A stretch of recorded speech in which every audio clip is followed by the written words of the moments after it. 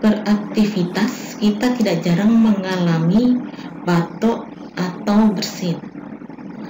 Ada etika yang bisa kita terapkan saat kita mengalami batuk atau bersin.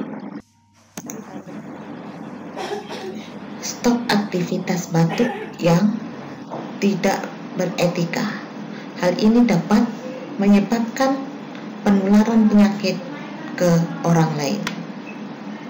Saat Anda batuk dan bersin, ada etika yang sebaiknya dilakukan, antara lain 1. Tutup hidung atau mulut dengan menggunakan tisu atau sapu tangan atau lengan dalam baju Anda.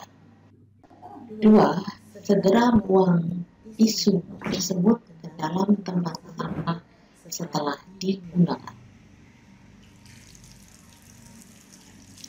3.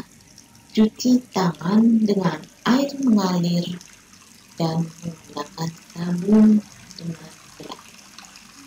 4. Buang tisu.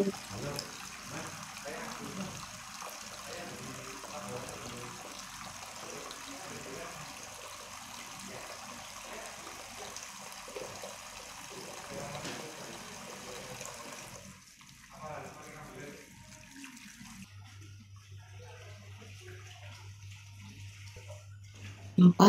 Memakai masker.